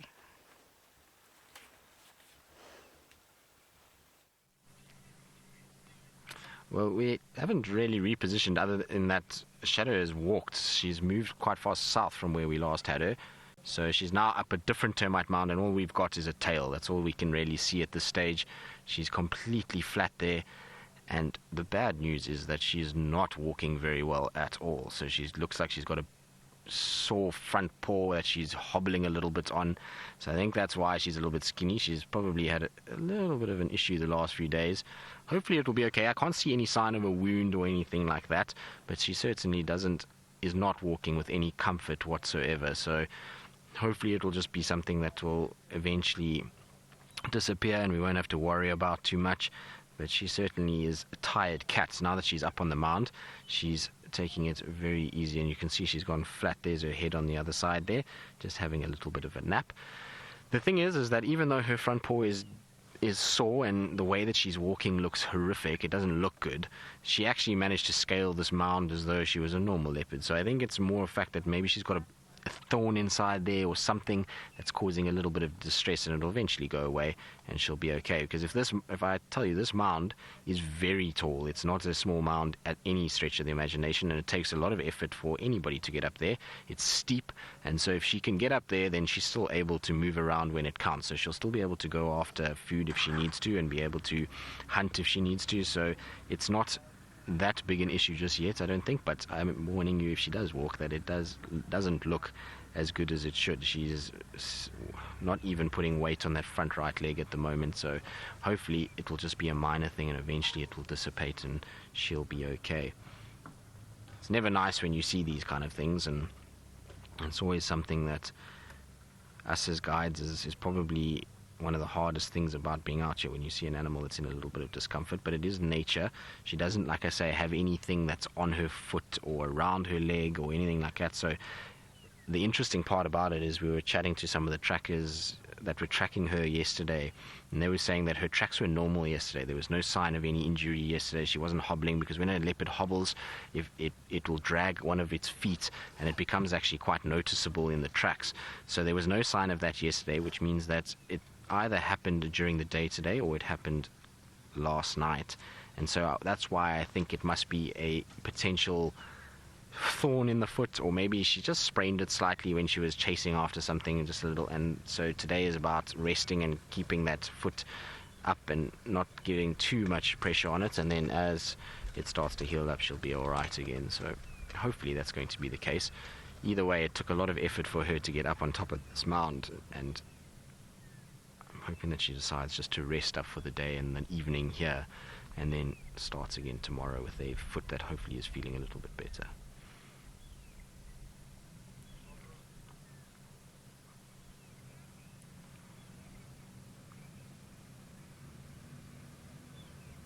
Toby, you're asking if the leopard ladies all get along.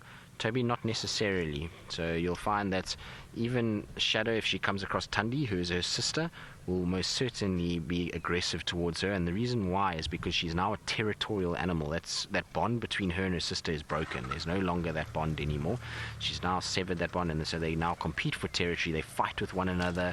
They make sure that they try and keep one another at bay, because they're trying to protect resources, so den sites, food items, water availability, and so they will be highly aggressive towards each other. We saw it the other day with Shongile and Tingana and Tundi. When Shongile was there, was speaking to the guys that saw it, that Tingana and Tundi's presence made Shongile feel very uncomfortable, and you'll find that Tundi would have probably been more aggressive towards her than what Tingana would have been, and so females definitely will fight with one another given the chance.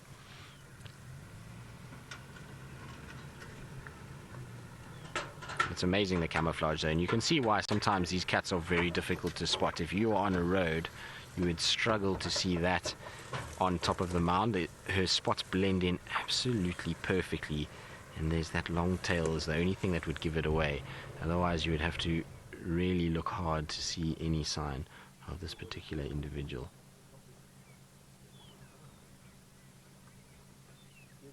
Now, a lot of you are wondering where the cub is. I'm not 100% sure. The tracks for the cub was inside here with her.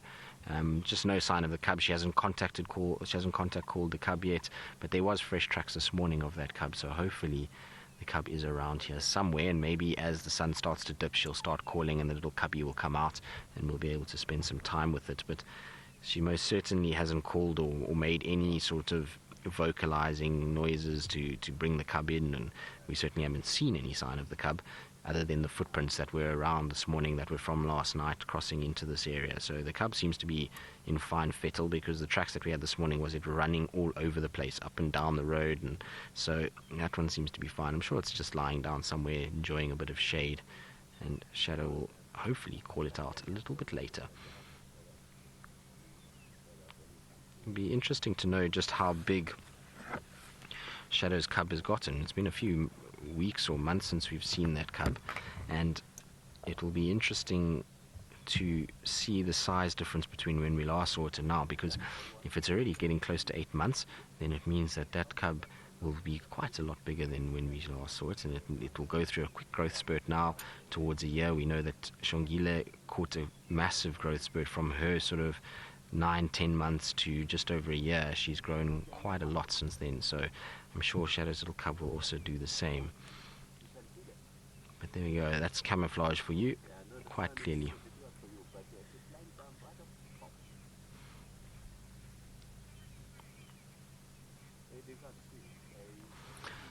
So Xavier, you're wondering what the most common prey item is for the leopards of the Sabi Sands. Well, in this area, most commonly they're going after impalas. That's pretty much what they target mostly, just given that there's a high percentage of impalas here. They will also go frequently for duiker and steenbok, and then also birds, mongoose, and varying other things. But impala seems to be the top of the menu for when it comes to a leopard. And like I say, it's because of the amount of impalas that are here. It just means that that's the easiest animal generally to find, so that's why they spend a lot of time hunting those. Now, I think a lot of people are struggling to be able to see Shadow. There's other vehicles, and I'm just listening to the guides trying to explain where exactly she is, but I don't think they can see her because she's lying in a way that, if with the sun, is very tough to actually see her on top there, unless you're at our angle where the tail is easily visible.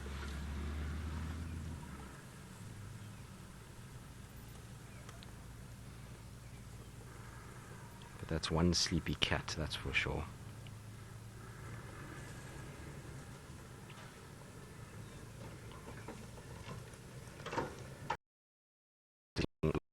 Way. It's also a great place for her to hide. It's got a little bit of grass on top there. It allows it then to be sort of hidden, so even if there are animals around, she can see what's going on and be able to notice and still hide away on top. So it's a perfect mound for a female leopard to, or a leopard in general, to be sitting. There we go. She's just popped her head up now. That's much better. Oh no, back down again. Are you using the grass like a pillow, Shadow? You clever girl.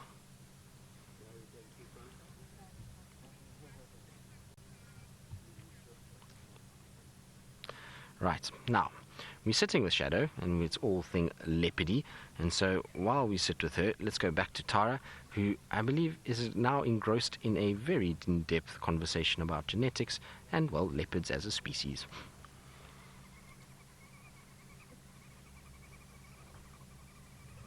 Definitely, I find it so fascinating. I think just because we did find the strawberry or erythristic leopard, as it's actually known in the scientific world.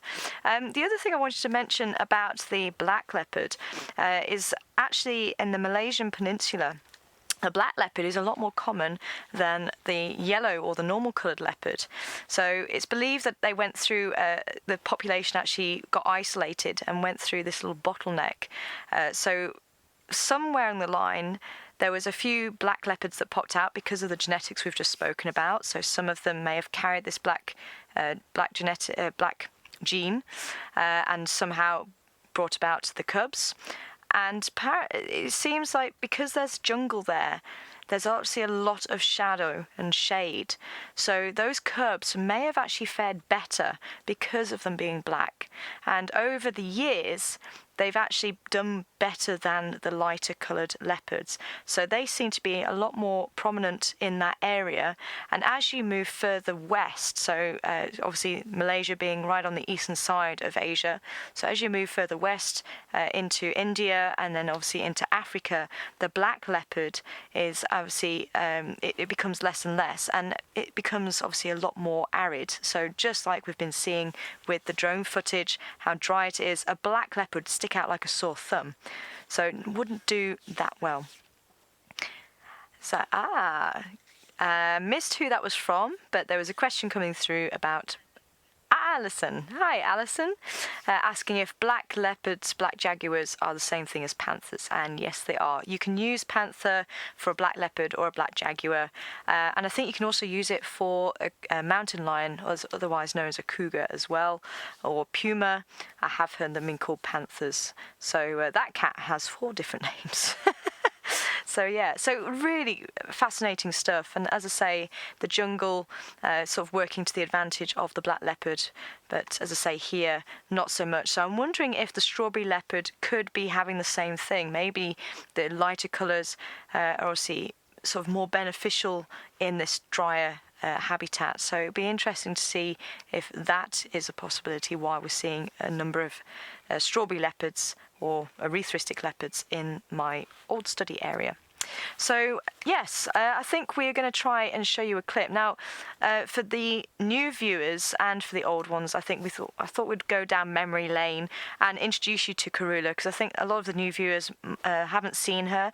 Unfortunately, she hasn't been seen in the last 6 months, so it's not boding well, because obviously there's a lot of activity guide-wise out in the Sabi Sands.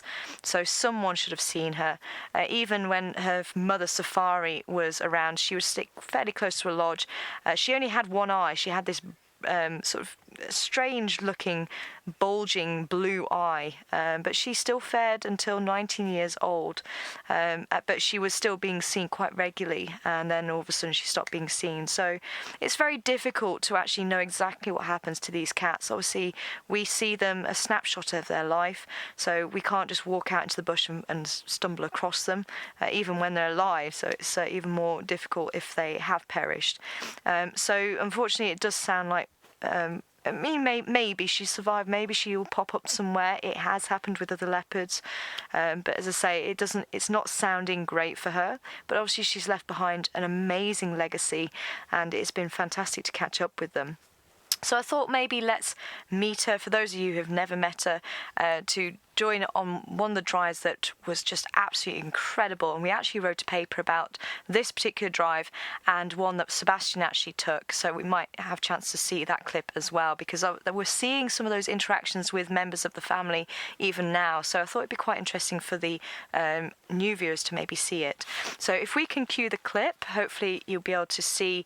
Unfortunately, you get my hat in the way right at the beginning. So sorry for that. But you do get to see 4 leopards in one shot. So there we go. So you get to see, so Karula's actually at the top of the screen, the two cubs are the ones walking, and then Karula's mate of choice at that stage, Yambili Ordan, is actually just opposite her.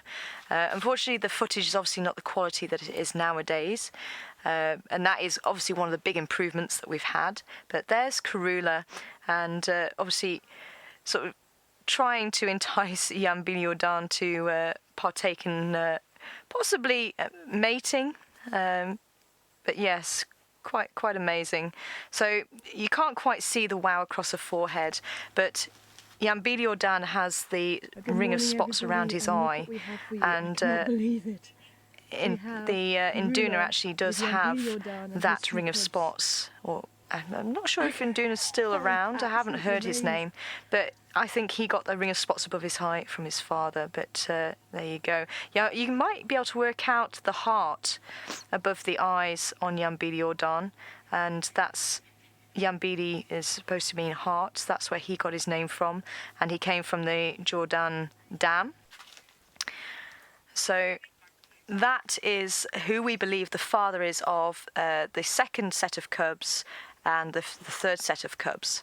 So that will be Mishu and Induna, the third set of cubs, and then that will also be, let me think, Shavinzi and Shivambalana. That was the two cubs that were actually on that clip that was just playing there. So hopefully that puts a face to the name, if that makes sense, and seeing Karula there as well. And I believe there's a little bit more of the cubs playing of that clip as well. But as I say, we up until that, we hadn't really experienced the male actually interacting with the cubs. And as I said before, we kind of think it's because there's such a high density of leopards in this area. As we said before, the leopards can actually commit infanticide. They'll actually go and kill other cubs. And that's to basically get the females back into estrus a lot sooner than what they would if the cubs were to stay with her. And they can stay with her for a year, up to a year and a half, maybe longer. I mean, Misha and Induna stayed with Karula for a good couple of years before they moved on. Induna actually stayed in the area, and I'm wondering actually if we could maybe play that clip of Induna, Yambili Ordan and the two cubs, because I think we've managed to find that clip as well, so we might be able to play that for you. But as I say, I wanted to kind of show you that it has been happening, and you know, the legacy is here, and we're seeing these interactions. So I think we can actually view that clip of, so it'll be Yambili Ordan again, the father, who we believe is the father, and the 3-year-old son, Induna.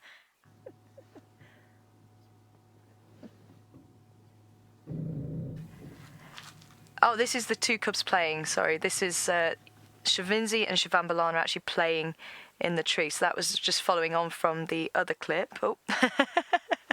No problem. We've got a very unusual situation because, as I say, male leopards are supposed to, once they've grown up, after about 2 years old, they're supposed to move away, and that's supposed to avoid inbreeding with their sisters, their mothers. But as I say, there's not as many territories around. They've all been taken, and because we've got such a high leopard density, I'm wondering if they're being tolerated a lot longer because they are family.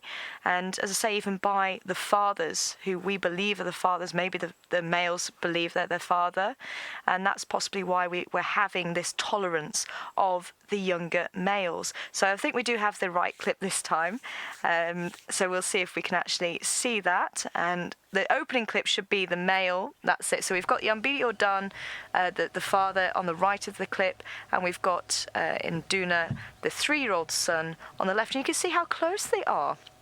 Now, I can't remember if he actually turns around to look at us, but you might be able to see that ring of spots over his eye if he does. And as I say, Seb was actually driving that day, and I was on camera, and we both were just going crazy. So here we go. This is the youngster. This is Shivambalana. So this is the year-old cub coming in past his 3-year-old brother, and you can see his 3-year-old brother's not so keen. But you can see he doesn't lash out, and I'm so intrigued at why Shivambalana decided to come and sit by him. But as I say, a little bit having his nose pushed out of joint, but then you'll see he actually sits back down again. Yeah, I'm sorry. I need And there's to a little people bit of to make their way here. tetchiness between them, but there's no actual paws or anything like that clashing. Really quite amazing. So again, we actually added this to the paper. Now in Duna, you might actually notice Hosanna actually has that very heavy makeup underneath his eye. And I think I was saying this the other day, I think Nduna actually has similar markings to his younger brother. And the bat wing underneath his eye on the right, that's how we used to ID him. It's amazing.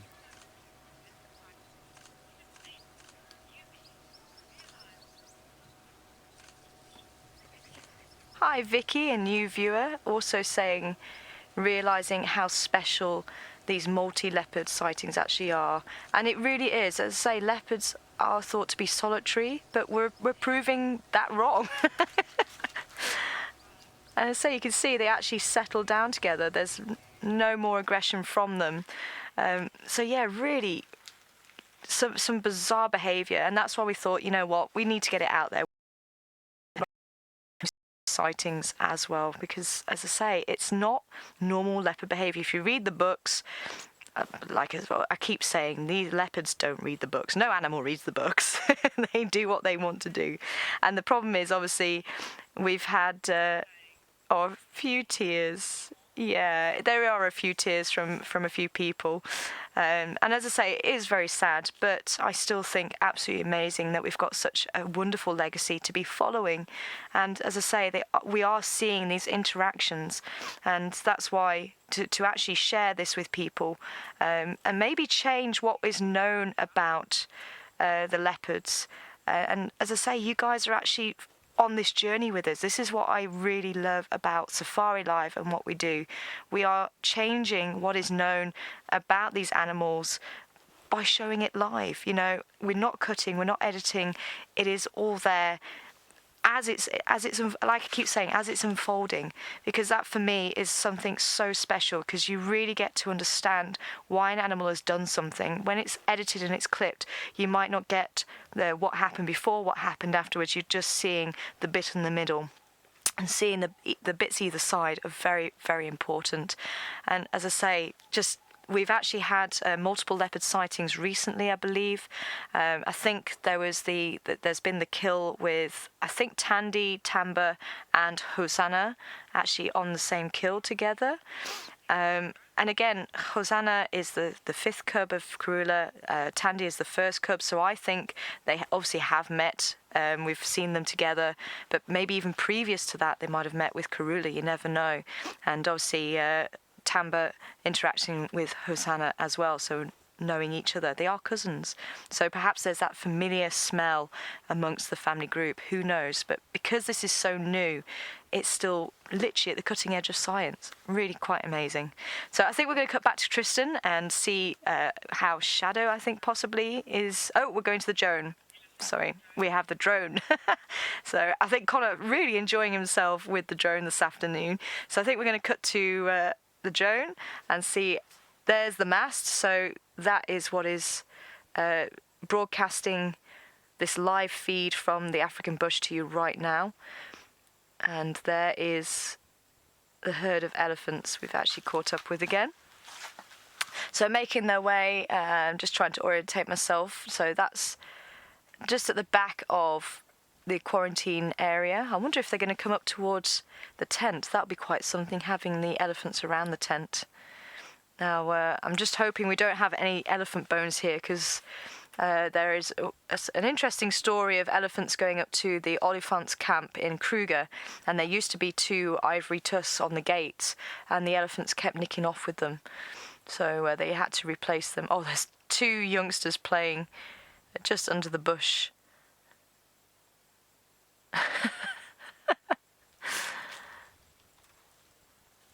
So I'm trying to work out who it is. That could be the lodge that we're flying over now. I think that's another pole storm. That's the poles of SC. That could well be, yes. Ah, there's the aerial, yes. Oh, and I'm hearing the drone now. There we go. Again, a nice tree to be feeding on. And you can see all the termite mounds dotted around, and quite often you'll find trees around termite mounds because there's actually a lot of nutrients there. So the trees need a lot of nutrients to grow. So you find the trees growing on or close to the termite mounds, and actually in the dry season you can see a little ring of slightly green grass, and you can see that quite nicely on the right of your screen. There's that circle of green grass, so you can see that is where the nest is going to expand to, and then you've got that dry area and the dry grass in between. It's really amazing to be able to see that. Oh, there we go, we've got the Gowrie Dam just in the background there, a few impala between the elephants and the dam. But yeah, that's really amazing. That really jumps out at you. You can see that quite nicely. And the elephants sticking the trunks up in the air again, trying to have a good smell. Looks like possibly some Nyala just behind them now, just in the shot. But no sign of that spotted cat who might be in the drainage line.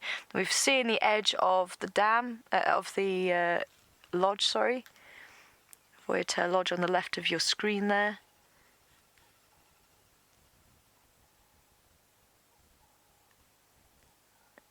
Look at that. Oh.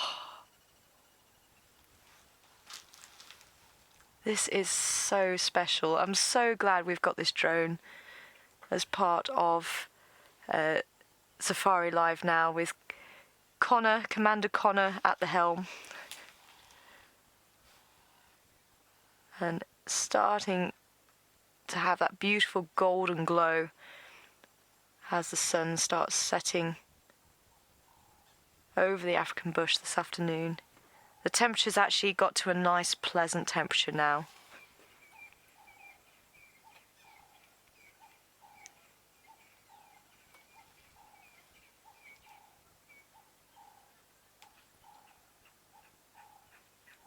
I wonder if they're going to go down to the dam to drink, or if they've actually... Oh, actually, it looks like they've already possibly been there. Wow, absolutely fantastic. I can hear crested barbets calling, and even the Cape turtle dove calling behind me. So giving their last call of the day, just to make sure everyone knows that that's their territories. So I'm actually thinking we could have a wander outside and just have a closer look at the acacia trees, because it looked like that's some of the trees that those elephants were feeding on. So if we take a walk outside, I think I did find one, and show you the thorns out there. Oh, we might be able to have a play with the antline as well. Actually, maybe we should do that while we still have the light, because I can always take the acacia inside. So if I find one of the ant lines, because this is something we don't really get a chance to show you on the drive, because obviously it's so small. I'm just trying to see where we might not have been. There we go, there's one over here. So you've heard of the big five, but there is also the little five. So we do have some of them here on Djuma Game Reserve. So we have the buffalo weaver, we have the ant lion, who is down here, the elephant shrew, the rhino beetle, and the leopard tortoise. So I think we actually do get the rhino beetle here as well. So I'm pretty sure we have all of the big, or the little five. So if we have a look at this little funnel here, so it's almost like that. If you can imagine, this is the surface of the sand. So the triangle is beneath the surface, if you like. And at the bottom of that triangle, the antlion actually sits with its jaws open like this, waiting for an ant to come by. Now, I'm wondering if we can actually trick this antlion into thinking that there's an ant around. So you might need to come a bit closer to see, because we want to see the sand actually flicking up. So as the ant walks and it falls into this cone, if the antlion thinks it's an ant, it'll start flicking sand to try and encourage the ant to fall into the trap, and then you might even be able to see the jaws of the antlion coming out. So let's just see if we can give it a go. Sometimes it doesn't work, sometimes they've already moved on. Might be a little bit late to be playing with this, so I'm a little bit heavy-handed there. It's been a while since I've done this. Okay, so no one's at home in that one. And let's say they might have already gone to bed. Okay, there's another one over here. Let's have another go. This one looks a little bit fresher.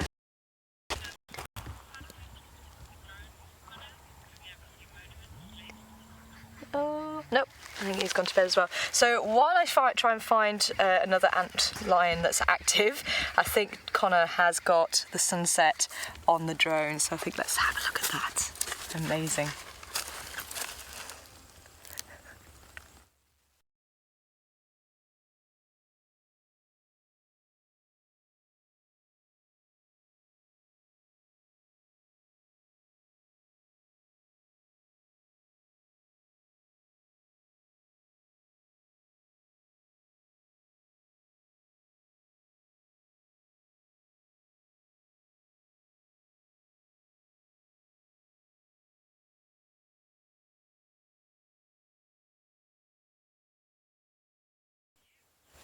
Wow, that looks like a sunset from The Lion King, hey? That just doesn't look real.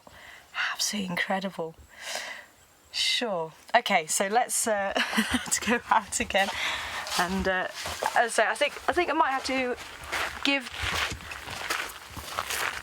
the ant lion up as a bad job. I think it might just be a little bit too late. So have we got another one there? Oh, let's try these ones, yeah.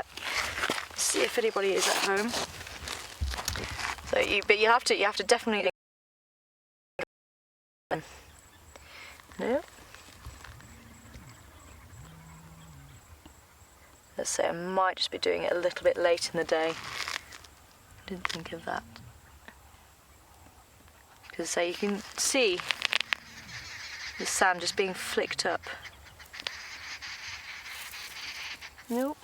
Yeah. Nope. Last two. And then we'll go and have a look at an acacia tree. Just watch my back, eh? As I'm getting down. Just how Shingili comes and jumps on my back. I want to see Shingili, but not that much. Not that close.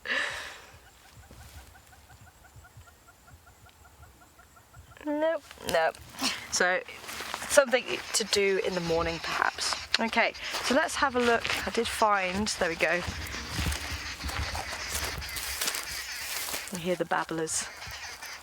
Arrow-marked babblers just calling off in the distance. And the hornbills as well. Very cool. So here we go, this is an acacia. And if memory serves me correctly, this is a flaky barked acacia, and you should be able to see these white spines here. Now these spines are modified leaves. So the plant has to be... Can you get them behind me?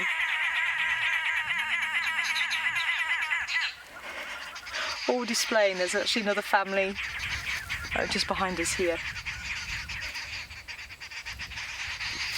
Are you wanting centre stage, guys?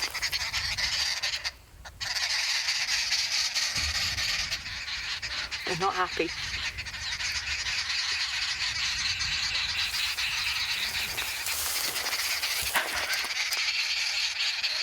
It's like two tribes go to war.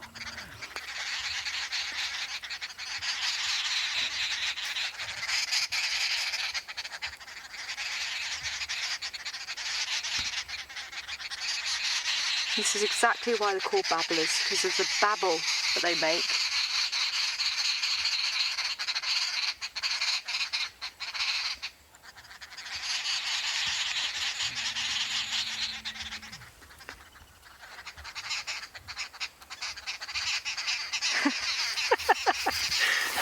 Well, while they carry on their little fight, we'll we'll have a look at, say, at these spines here, or thorns.